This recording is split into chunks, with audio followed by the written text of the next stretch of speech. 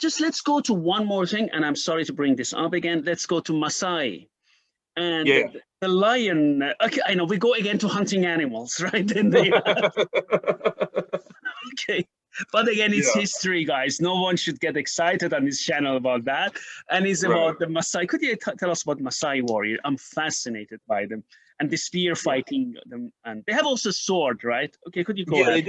they do have swords. I don't know a lot about the Maasai, but I do know that there was a close connection between them and their the lions, and it was a rite of passage for their warriors to kill a lion. And again, we have to go back to like take ourselves out of like today, where these animals are protected, and we're kind of coming from the recovering from this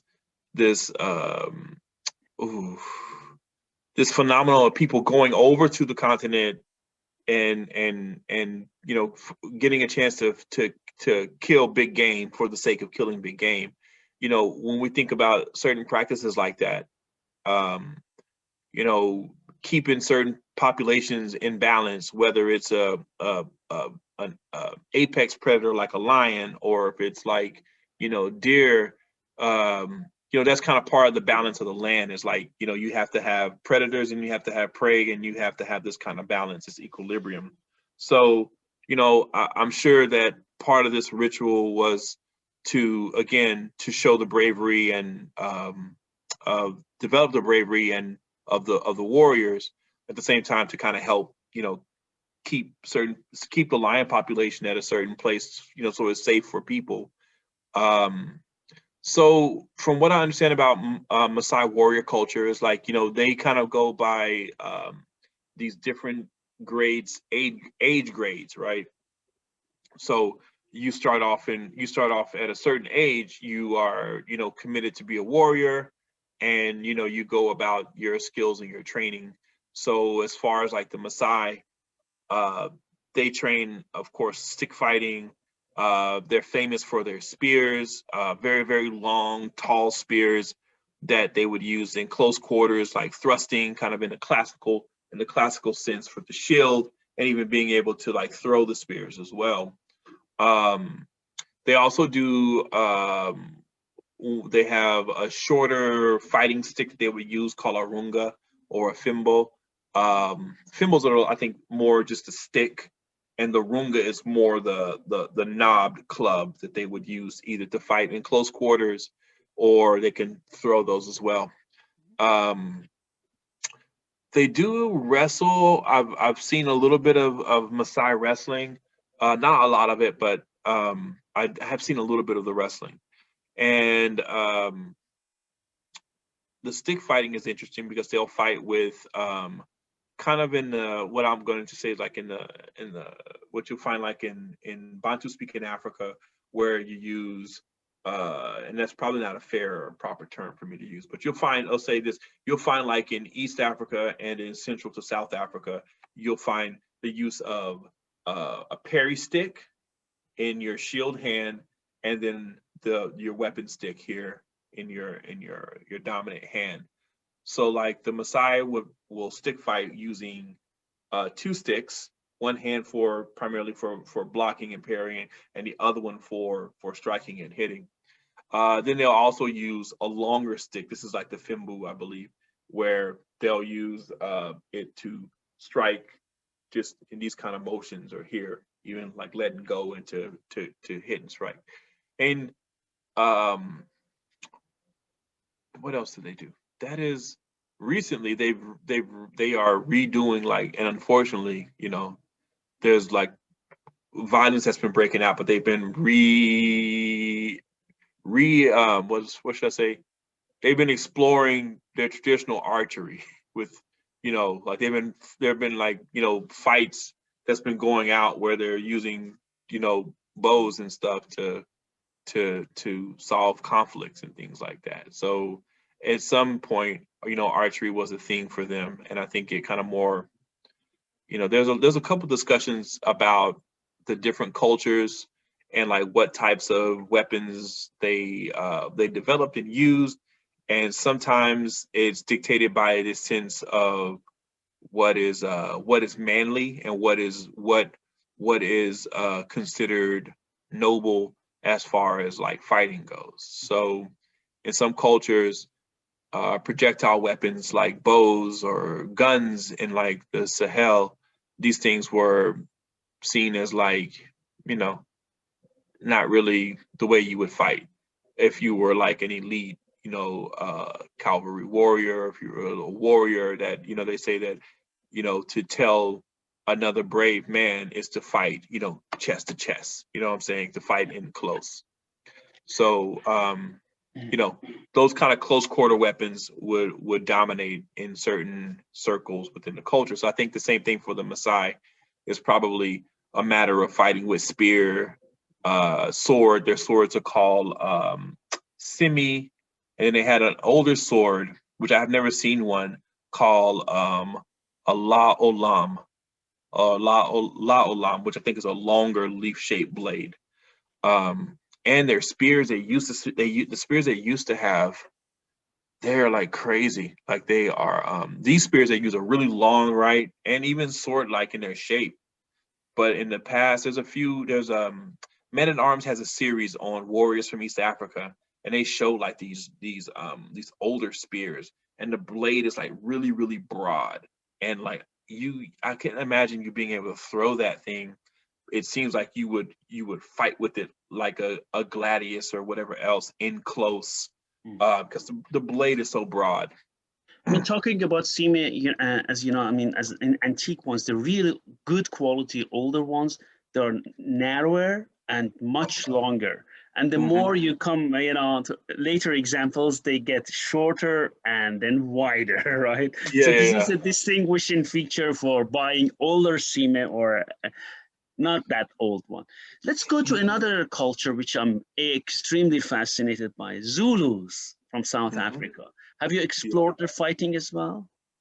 That was one of the first things I kind of when I was transitioning, when I was looking on starting my quest in African martial arts after capoeira opened me up. Then I started looking to Egypt and then Zulu or Nguni stick fighting. Those two things were with Egypt with Tatib and just with the monuments.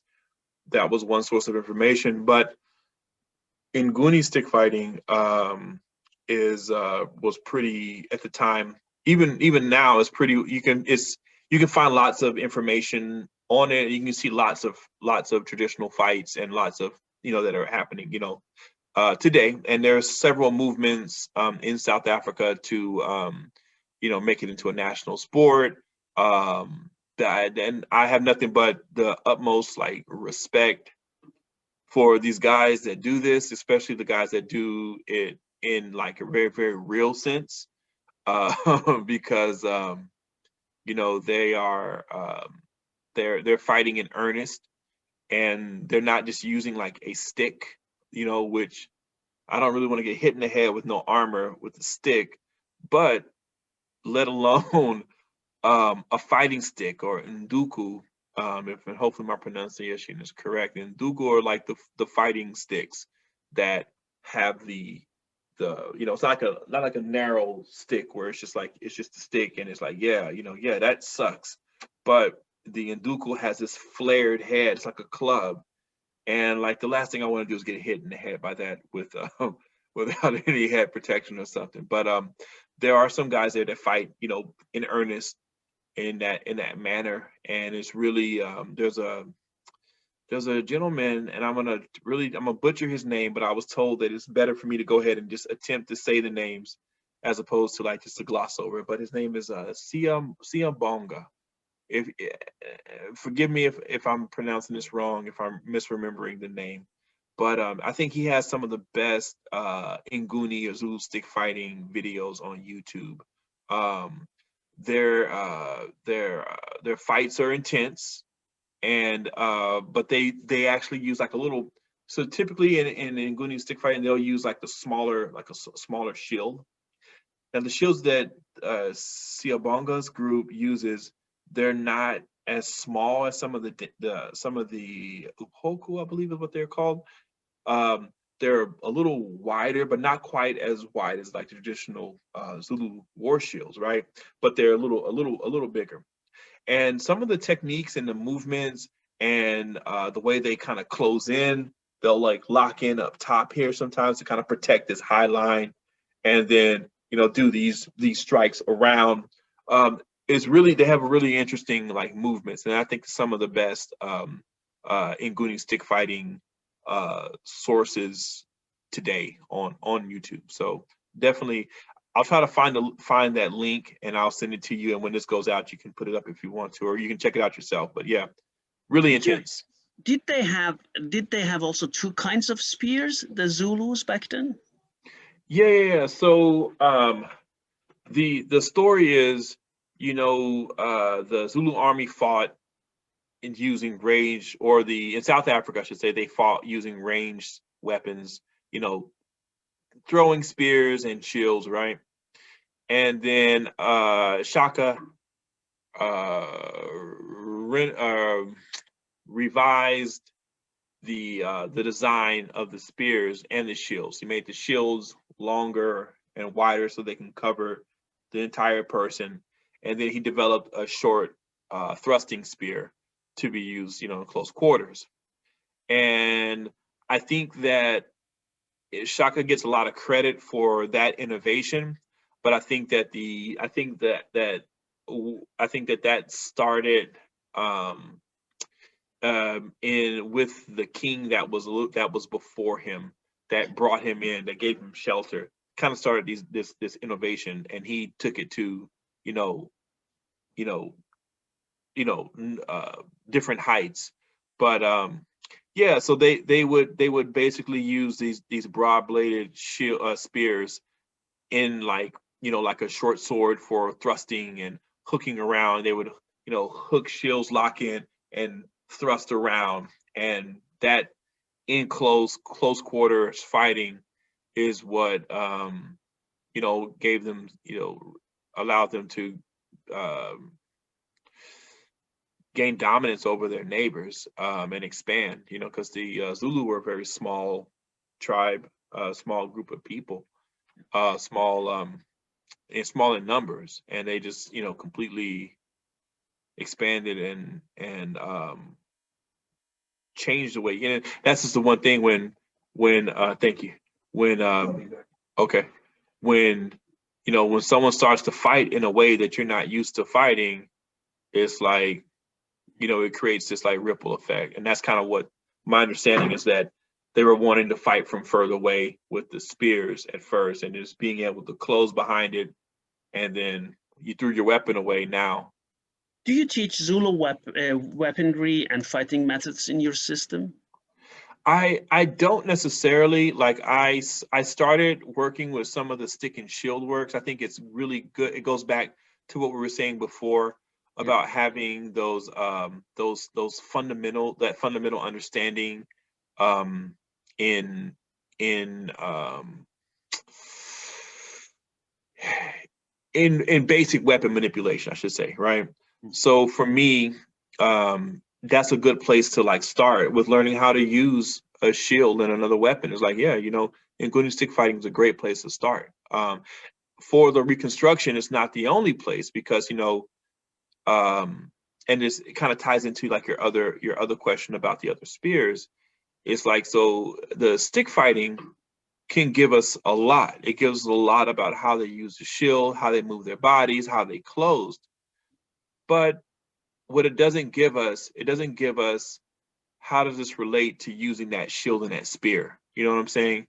And so I think that for grounding yourself in that type of understanding, and then picking up the spear and figuring out how that works in that type of context, I think will help get you closer to understanding like what spear and shield combat look like for the Zulus.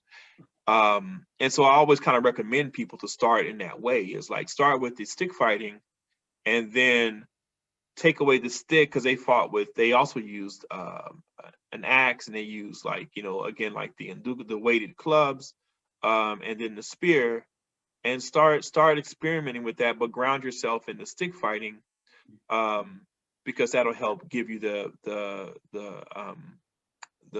understanding, at least somewhat of an understanding of the movement culture. Yes. So I'm sorry. Yeah. No. So I don't do Nguni stick fighting myself. I have the basics of it, and it's really helped me with my sword and shield work in other cultures. But it's not one of my areas of focus right now. But I do enjoy it. Another question I have, I mean, two more questions, then we can just stop. The first question I have is, have you done research on different wrestling arts? Because I think someone should go around Africa and do very good research on different wrestling arts. I know there are some French, especially martial artists, who went there and did some, wrestling with them, And have you ever considered doing an extensive research on that? Yeah, go ahead, please. So right now I'm doing research from afar.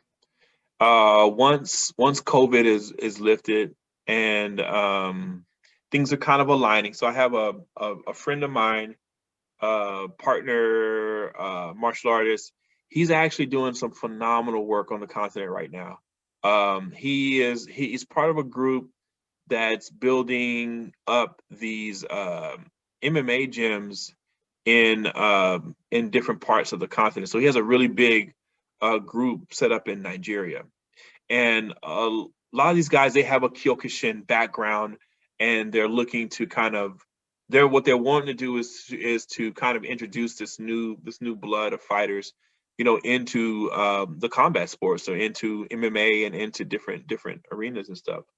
And so the way that we're trying to set this up is that we do this exchange where we're building up fighters to go and fight in these different combat sports. At the same time, we're also getting a chance and the opportunity to train with the traditional combat sports of the region, and maybe even having like for lack of a better term, an Olympics of traditional sports, from the continent. So it would be like stick fighting and wrestling, and just all these forms would be given like a place to present themselves in like in a unified showing. You'll kind of see some kind of movements like that happening where they do. There was like a match between a wrestler from Senegal and a wrestler from I believe he practiced luta canario from the Canary Islands. So there's this movement, like there's this like an African wrestling not symposium, but events that happen that kind of like promote traditional sports. And I think what we're wanting to do is to do that on a larger scale. Before COVID, I used to go to Canary Islands a lot. I trained with Lucha Canaria, with these guys, with these wrestlers. Beautiful wrestling art. Very good. Yeah. So hopefully that once COVID clears and my partner says like, yeah, man, we're gonna get me over to Africa, and hopefully I'll be able to get some more hands-on training in those arts. So I'm looking forward to that. The next question I have, we have in literature, or in museums, lots of knives which are described as throwing knives, which have very, very exotic shapes.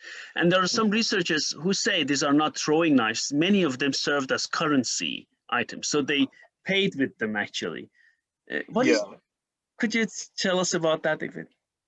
That is a whole wormhole of that's a whole universe within a universe. I will say this, because there's and the reason why I say it's like because those types of throwing irons are widespread. You'll find them throughout Central Africa, and you'll find them in Sudan, and I do think in some cases, they are currency. But here's the thing. sometimes we tend to think we tend to like separate things into categories that are not necessarily um, real within the culture. So like you have, like so for in the United States, if you are in the armed forces and you're a Marine, you get a dress sword, right? You get a Mamluk a Mamluk sword, as a Marine. It's like part of your dress uniform, right? And granted, it's made um, for dress and for show, right? But that shape and that design is not just arbitrary, it's based off of something, right? So currency knives and currency weapons, yeah, they are, and this applies also for things that are ornamental or ceremonial knives and swords and stuff. They are sometimes in some cases exaggerated in certain ways, but they're based off of real things in some way. So a really great example is the Membile. So the Membiles, I purchased a Membile for, and I knew it was going to be terrible. It was $100. It was it was a currency Membile. It was terrible. It was like terrible, terrible, terrible, terrible. And so like it was real thin. It was like poorly made, and it was just good to kind of see it, right? Recently, I purchased two other Membele sickle swords from a dealer in the I think he may be in Germany. Um, he sent me these two Membeles, and I was like, whoa! Like comparing comparing these two items with this item was all rusted up, and it was thin metal, and it could barely, like, I cut a little bit with it. Wasn't supposed to, but I cut a little bit with it because it was so bad. um you know it's terrible, but these two items, like, it has like fullers in the blade. It's a nice solid steel. The way it moves, Yeah. it's just a different animal. Even though they're in the same shape, Yeah. they serve different functions. But and so I think that's the case for these throwing weapons, because there are examples of them being used um and not just being thrown, but also being used in close quarters fighting. And this comes from like and I can't remember the writer, but he was, describing some of the groups of people that he encountered in East Africa, and he mentioned the golio, which is one of the terms that they use for these types of blades in that region, because again, it's such a diverse You bag know, of I, things. I bring it up. I brought it up because if I have a colonial approach, everything which doesn't fit to it is either ceremonial or is a currency. Excuse me, Exactly. I Yeah, just yeah, had I did it on purpose, Damon. Right? I did it yeah, really on yeah, yeah, purpose. yeah. Right? Yeah, no, and that's the truth. It's like if you don't understand it, it becomes one of those things, and it's like, no, these things are definitely used. And like I said, the source material, the guy, describing how this one group uses these goleos in close quarters. You know what I'm saying? Because when you look at them, like, and it's the particular one with the arms are kind of spiked out here. You can look at it, and it's like, as a martial art, it's like, oh yeah, it's like this thing here is like, Yeah. you can use it in this way and that way. But to actually get confirmation from a source that, yeah, you know, they threw them and they fought in close quarters with them. And then there's also, again, describing the Azande fighting with these weapons, how they would throw the kapinga, and anytime that they would throw the kapinga, they would have to, like, announce the name of the king who owned the weapon, because in their belief system, as far as like fighting goes, when you like, to show that you weren't just throwing it because you were afraid, when you threw it and you said the name of the king who the weapon belonged to, it showed that there was this purposefulness in it being used as a weapon, and not just be like, oh no, they're coming to get me, I'm just throwing it away to get away. So that's kind of part of, like, on the battlefield, Ratchery would describe that they will, before they threw the weapon, they had to say the king's name or say some kind of, something to announce that this was being used as a weapon. So yeah, they definitely fought with them. And the last question before we finish our interview is, have you published any books or articles our readers or viewers could order from you so far? Not yet. I am working on a source book on on warrior traditions and combat sports from ancient Egypt.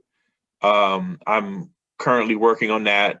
I have I would like to call her a colleague, but she's like an Egyptologist. She's written a book on warfare in the New Kingdom, and she's agreed to write my foreword for the book. So I'm excited about that.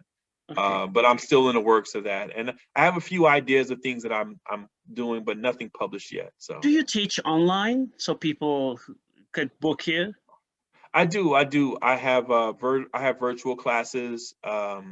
And one good thing about COVID is that it's really open and expanded my idea of like how to share information and connect with people. So we're going to be doing virtual classes once everything. We're going to continue with virtual classes once everything opens up and stuff. Okay, I'm going to link it here on the description for these videos. And Damon, thank you very much for coming to our channel and sharing your experience, your research and everything. It was lovely to talk to you. Thank you very much. Likewise, it's great to see you again. Thank you.